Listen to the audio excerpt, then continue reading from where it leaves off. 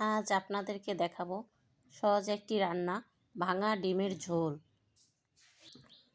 আসসালামু আলাইকুম, গরিবের রান্নাঘরে আপনাদেরকে স্বাগতম। এখানে আমি কেটে নিয়েছি কিছু ধনেপাতা, এমনকি নিয়েছি পেঁয়াজ বেটে। আপনারা চাইলে পেঁয়াজটা কুচি করেও দিতে পারেন।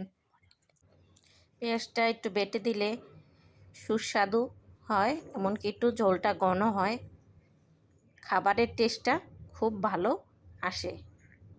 তারপরে আমি পেঁয়াজটাকে একটু তেলে ভেজে নিব, একটু লালচে করে, সুন্দর করে একটু লালচা করে এটাকে একটু ভালো করে ভেজে নিব।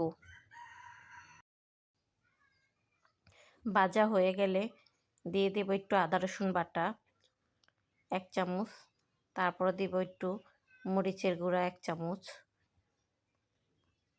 তারপরে দেব হলুদের গুঁড়ো 1 চামচ, স্বাদ মতো লবণ।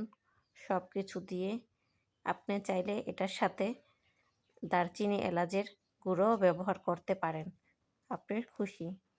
এটাকে ভালো করে কষিয়ে নিব কিছুক্ষণ সময়। একটু পানি দিয়ে পানি দিয়ে পানিটা বলক আসা পর্যন্ত অপেক্ষা করব। তারপরে আস্তে আস্তে ডিমগুলো ভেঙে দিয়ে দিব। ডিমটা দেওয়া হয়ে গেলে কিছুক্ষণ অপেক্ষা করব। তারপরে দেখব ডিমগুলো নিজের থেকে আস্তে আস্তে উপর দিকে ফুলে উঠছে। ততক্ষণ আমরা অপেক্ষা করব।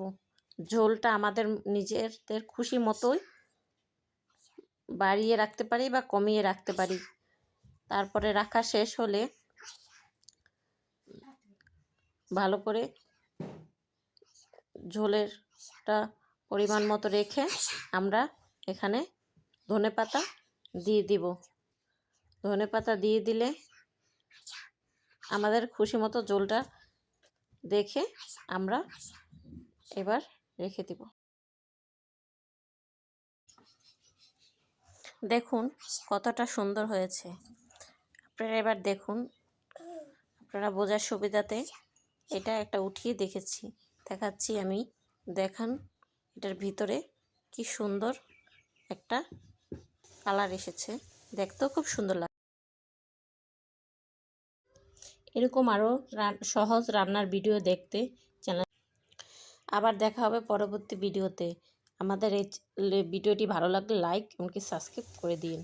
আল্লাহ হাফেজ।